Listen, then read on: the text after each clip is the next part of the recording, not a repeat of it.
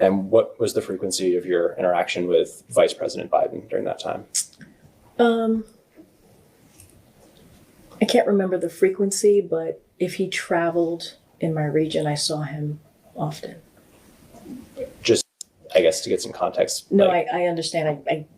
I don't want to lock in on the amount of time, but sure. I saw him often enough. And would this be in a room full of people, or did you have meaningful, direct conversations with the vice president as well? I did. And I traveled with him. Yeah. And did you advise him as well? As it relates to my job. So during that time, sorry, can you give an example of what you mean by that as it relates to your job? Yeah, sure. Happy to do it. I was the Northeast political director. So in that role, anytime he traveled in the Northeast, I traveled with him when he was doing specific political events. And what would you advise him on? Because I was the person who kept an eye on what was going on the ground for the administration politically. If he had questions, I was able to answer those questions. That's it. And it was just what was happening on the ground in that state. And during that time, when you first had met and interacted with Vice President Biden, did you notice that he had a stutter? I honestly can't remember specifically if he had a stutter. Obviously, this is something that he talks about very often, and he was always open about his stutter. But I can't remember in 2009 if that came up or if I even noticed it. But I know that he talked about it pretty regularly. What's up, everybody? Welcome back to the channel. I have so many questions about this. By the way, this is backed by popular demand. People seem to love this here interaction, so I'm going to go ahead and continue to cover this. But, I have so many questions for Karine Jean-Pierre. Like, why would he talk about his stutter? That is one of the most fascinating aspects to all of this. I find it hilarious because, she's like, he talked about his stutter all the time. He was very open about his stutter, as a matter of fact. Like I know a couple of people that have a literal stutter. Like, they actually have a stutter. They don't have to talk about it because you can hear it in their speech. Why would they say, I personally have a stutter? Why? Like, and miraculously, right? Miraculously, Joe Biden, anytime he's in front of a camera, anytime he can be recorded by video, that stutter just so happens to go away. It's one of those on again, off again type of stutters that, when he gets nervous or he gets a camera put in his face, it goes away. He's just fine. And then when the camera's not there, he's back to stuttering again, I guess. So fascinating, y'all. But y'all do me that favor. Smash that like button for me. Subscribe if you're new around here. Share this video anywhere and everywhere you can. Click that join button, by the way. Sign up and become a member. You probably want to help me out. You know what I'm saying? But without any further ado, here's some more of Karine Jean-Pierre talking about Joe Biden's stutter and not answering questions. The reason I ask, and I use the word stutter because I believe that's the word that President Biden used. And we talked about this a little bit with Anita Dunn, who recalled not noticing or knowing about his stutter until he made it public at some point, I think around 2020. Is that how you recall it as well? Look, I don't specifically remember. Obviously, that's her recollection. I can't speak to that, but I don't remember specifically when that came up. But I know that he has talked about it pretty regularly. And look, I don't think anybody who has a stutter, that prevents them from doing high level and executing high level issues and problem solving.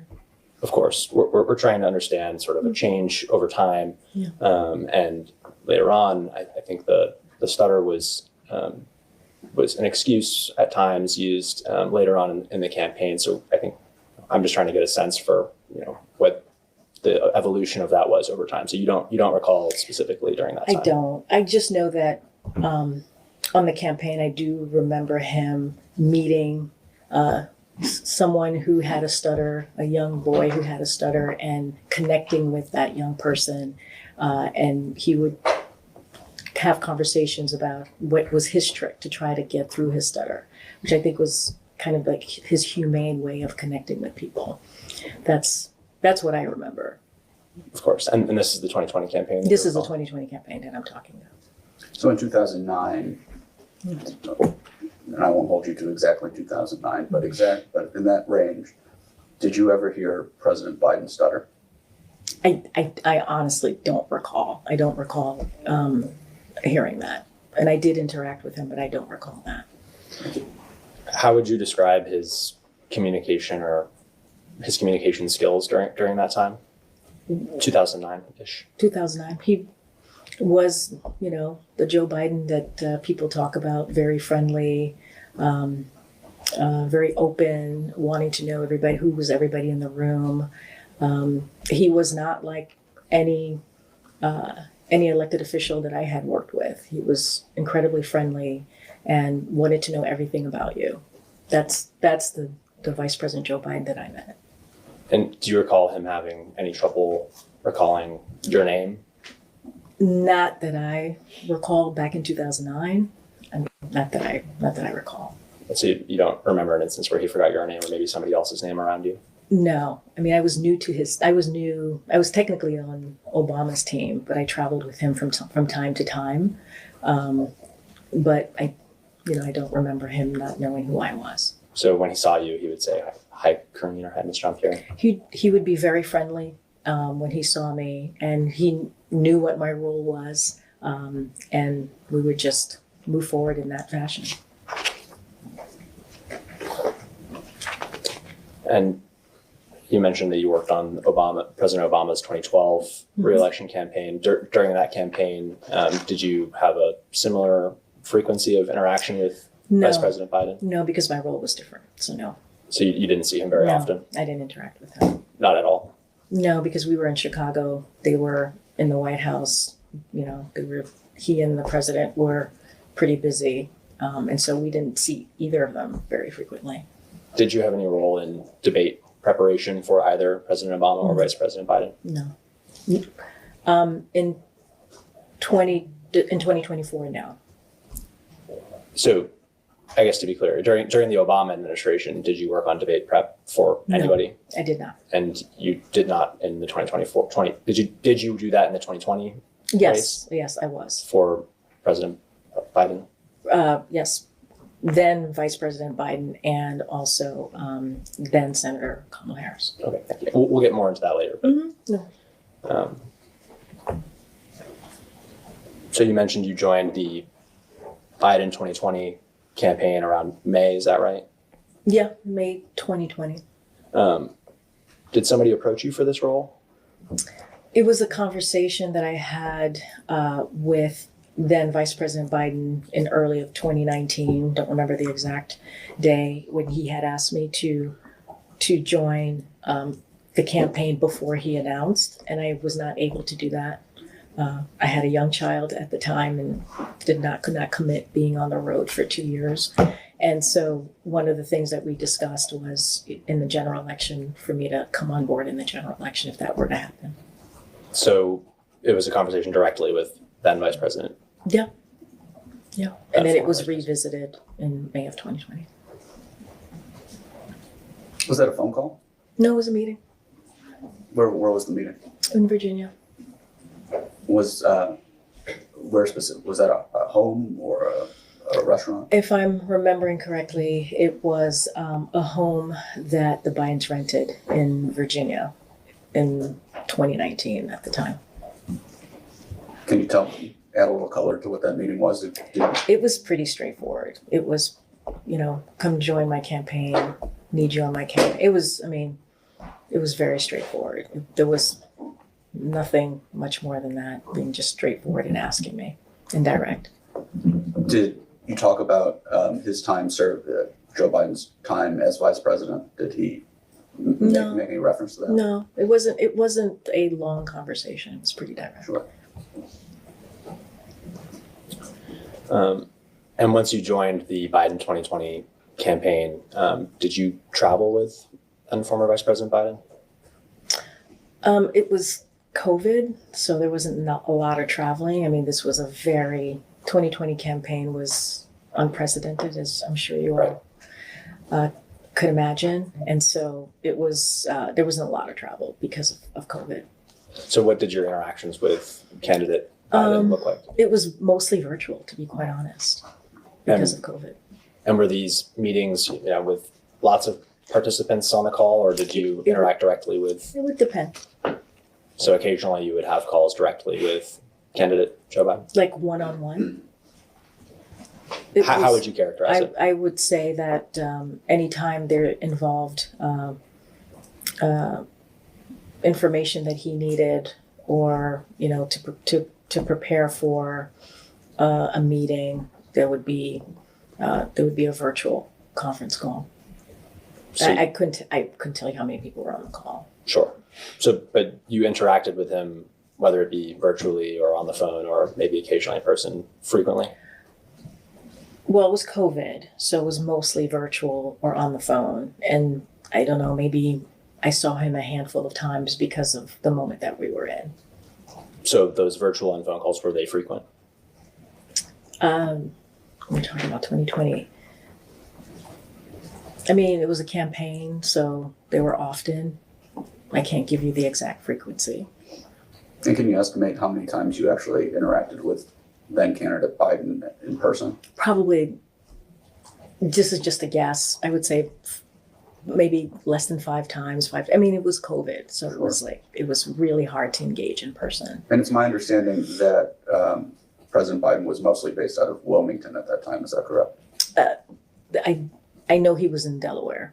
Sure. Yeah, most of the time. And I'm not asking for an address, but just generally, where were you based at that time? I was based in Maryland. Who, to your understanding, was actually with then candidate Biden up in Delaware? I don't know. I mean, it was again, it was COVID. It was a very, very small team of people that were around because of just trying to be careful and mindful of the protocols. And it was, as we all know, a scary time.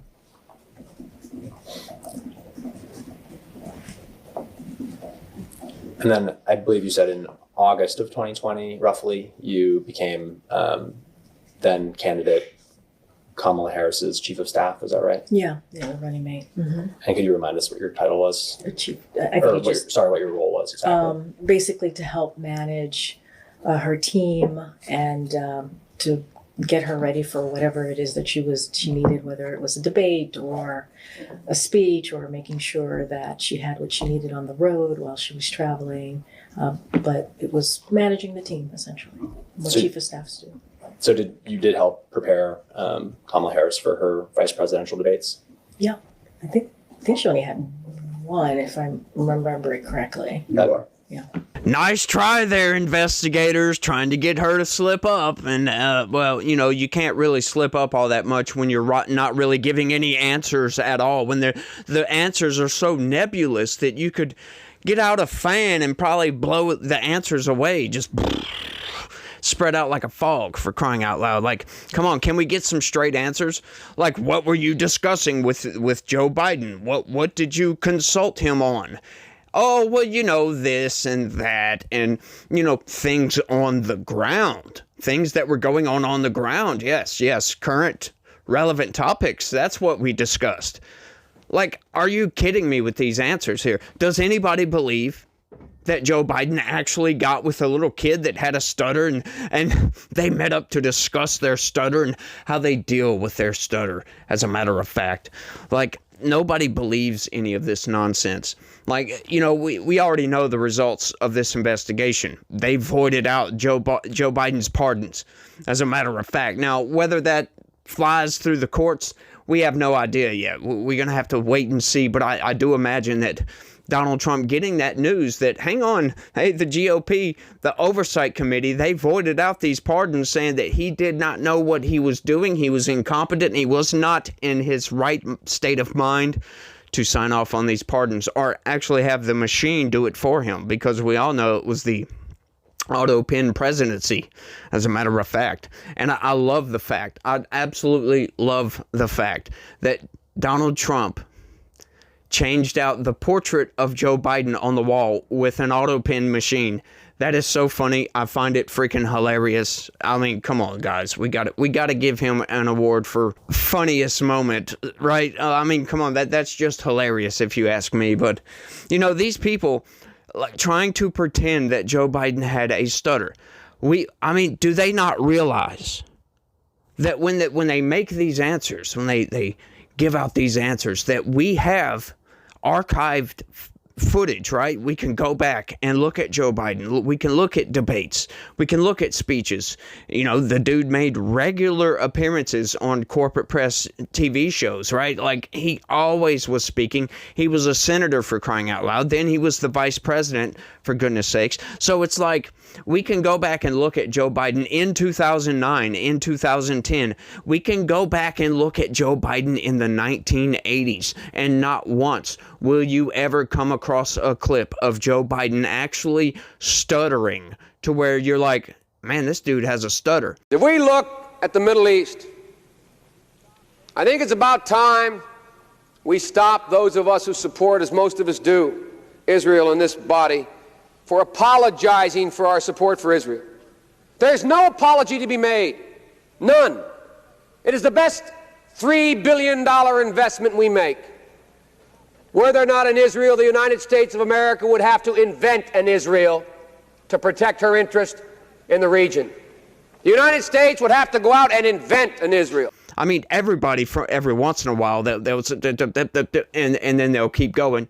So you mean to tell me that Joe Biden's stutter is just like everybody else's stutter, who, when they're trying to speak a little bit too fast, they might, it comes out like that sometimes? I do that all the time. Does that mean that I have a handicap, for crying out loud, that I have a stutter? No. We all know what's going on here. Joe Biden is getting old. He's got amnesia.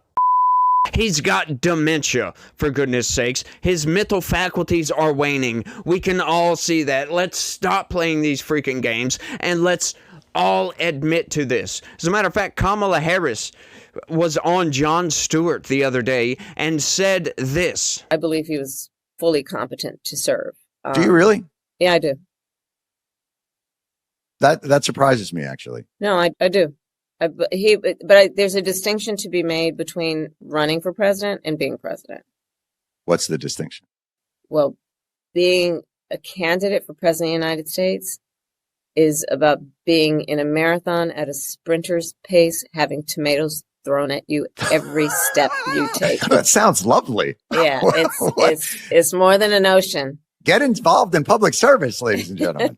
And to be the seated president, the sitting president, while doing that, it's a lot. It's a lot. Yeah.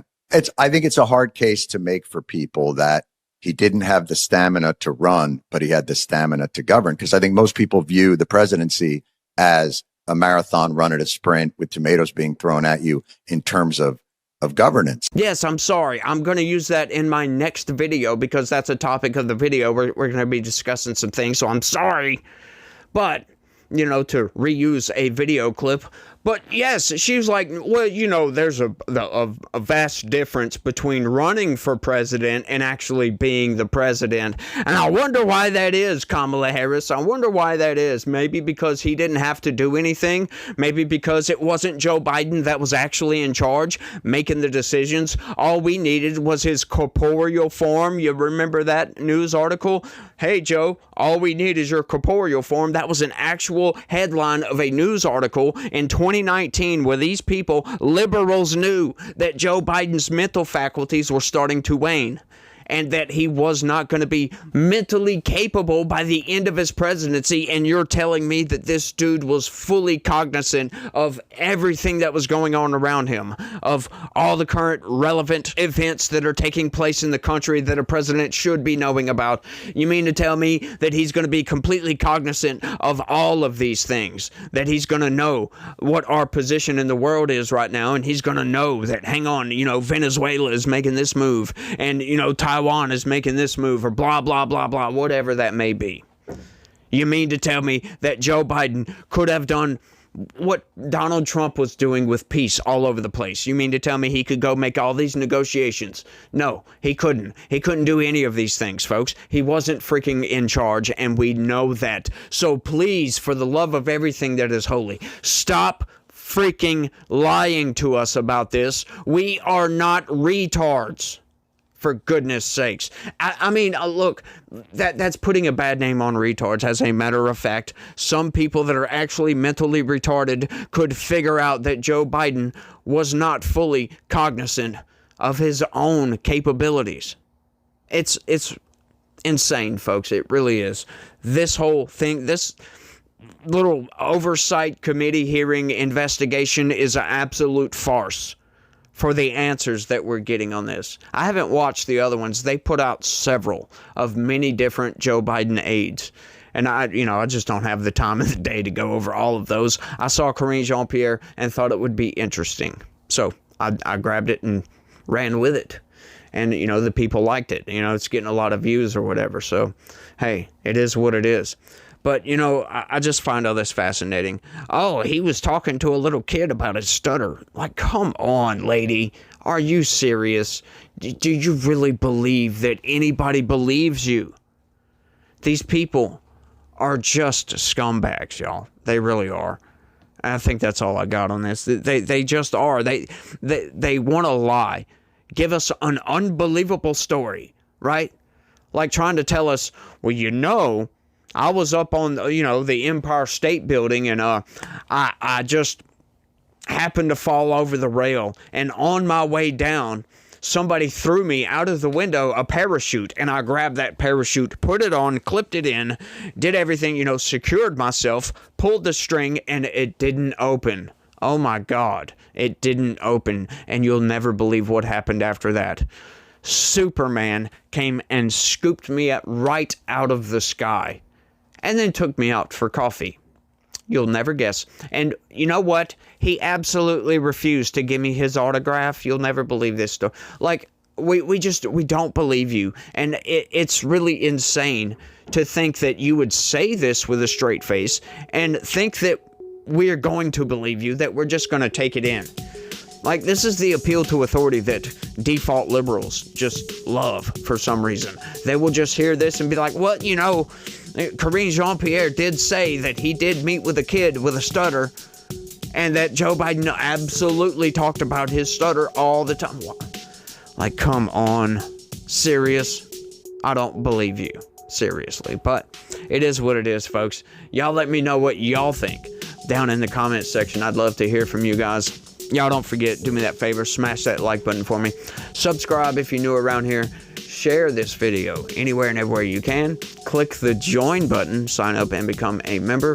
It's the best way to stay up to date with the latest news, folks. To do all that for me.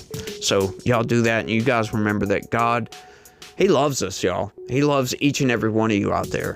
And He has a plan for you. You might not know what that plan is, but He does have a plan for you, tailor-made for you. But that's all I got, y'all. So y'all do all that, and you guys try to have a good day and stay legitical. Peace.